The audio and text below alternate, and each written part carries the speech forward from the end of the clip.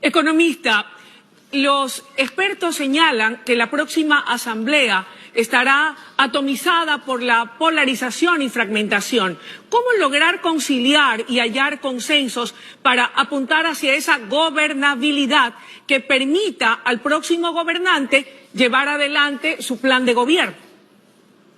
Error, Luisa, y usted es periodista con todo cariño. Debemos ser precisos en la información.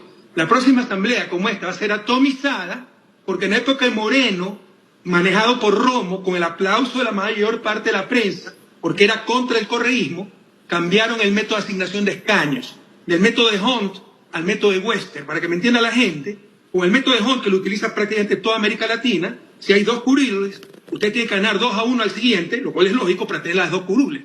Ahora tiene que ganarle 3-1, con lo cual no se dispersa la asamblea, se atomiza, pero le hicieron daño a Correa, le hicieron daño a la Revolución Ciudadana para que no tenga mayoría en la asamblea, y despedazaron al país, no solo a nivel de asamblea. El mismo problema, el mismo método lo tenemos a nivel de consejos municipales, y los municipios tienen graves problemas de gobernabilidad por esa irresponsabilidad.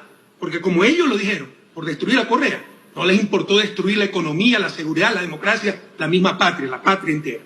Entonces, va a haber no tanta atomización como en esta, porque vamos a tener un bloque mucho mayor de legisladores, nosotros, y sería mucho más fácil la gobernabilidad. Con el método de Webster llegan independientes que son mercaderes de la política, aventureros, y es mucho más difícil esa gobernabilidad, pero creo que ante la crisis esto nos tiene que unir, porque el país no aguanta más. Lloramos lágrimas de sangre. Ojalá tengan un mínimo de patriotismo y podamos lograr consensos mínimos para sacar adelante el país hasta el 2025. Economista, siendo el tema más serios y de los que más preocupa a la nación entera, en el escenario de que la Revolución Ciudadana gane la presidencia de la República, ¿hacia dónde irá orientado la solución de los problemas? ¿Cómo van a erradicar a los narcotraficantes y a sus cabecillas? Es que el que no sabe es como no ve, ¿no?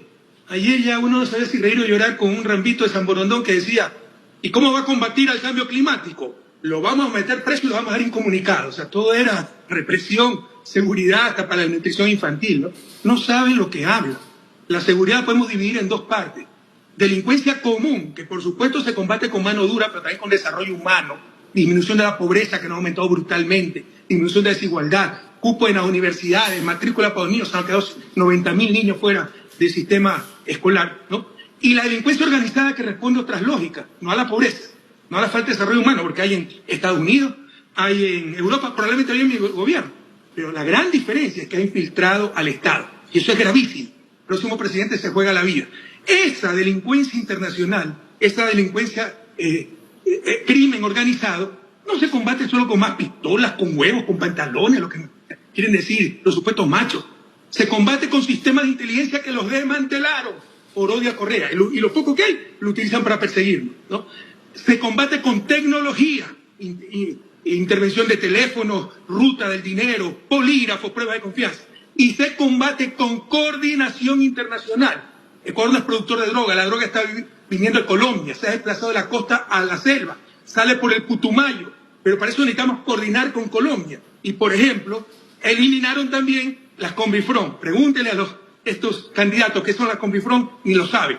Las Combifrón eran las comisiones binacionales de frontera para, en forma combinada con Colombia, ¿no?, luchar contra el narcotráfico. Cuando ellos no tenían caminos para llegar donde estaban embarcando droga, se llegaba al lado ecuatoriano y la lucha era mucho más eficaz. Entonces, el crimen organizado no solo son más pistolas, es mano dura, pero con sistemas de inteligencia, alta tecnología y coordinación internacional.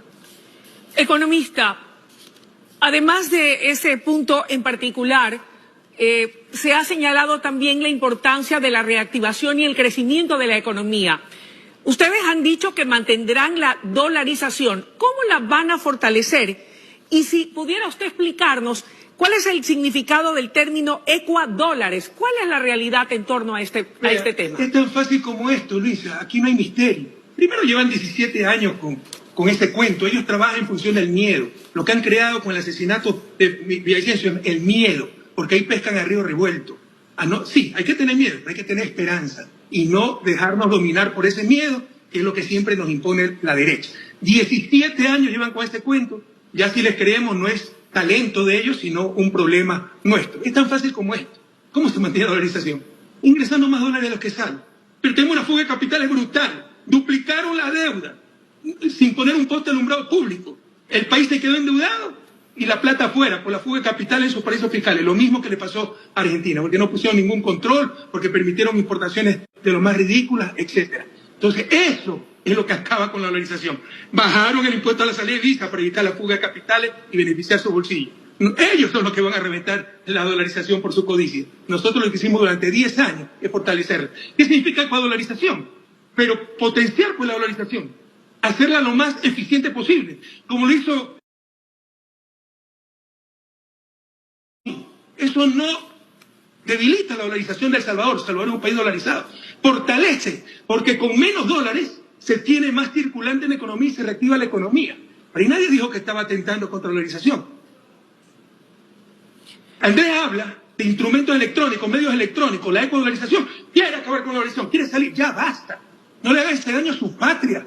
Significa ser más eficiente la dolarización. Con la misma cantidad de dólares puede hacer mucho más. Es como con la misma cantidad de sangre, haciéndola girar más rápido, darle más vida a un cuerpo. Así es. Economista. Utilizar instrumentos electrónicos es lo que técnicamente se llama aumenta la velocidad de circulación de los dólares, y con menos dólares se puede hacer mucho más y se reactiva la economía. Pero ¿cómo se puede tener una discusión seria en el país con tanto irresponsable que no le importa quebrar a su propia patria con tal de hacer quedar mal a Correa, a Arauz, a Economista. González, etc.? Tenemos, en honor al tiempo, una sola pregunta para una respuesta muy breve y puntual. De ganar su movimiento político, ¿gobernará Luisa González o lo hará Rafael Correa Delgado? ¿Será usted el poder tras el poder? Lo haremos todos, pues si somos un equipo, no somos aventureros, no oportunistas, ambiciosos. Los Sonejol, ¿dónde está el equipo de Sonejol?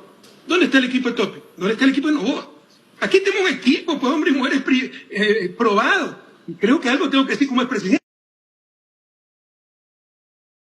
No con falda, y no con huevos, como dicen los malcriados, sino con ovarios bien puestos. Y esta lideresa se llama Luisa González Arcila.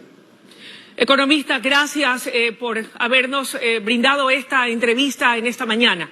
Estaremos atentos. A usted, qué gusto me ha dado verla, Luisa. Gratos recuerdos de sus entrevistas allá. Un inmenso abrazo a todas y a todos. Y gracias, RTS, por romper el blindaje, la censura mediática que han tenido contra nosotros. Un inmenso abrazo. Un abrazo, muchas gracias. Que tenga un buen día, amables televidentes. Vamos a una breve pausa.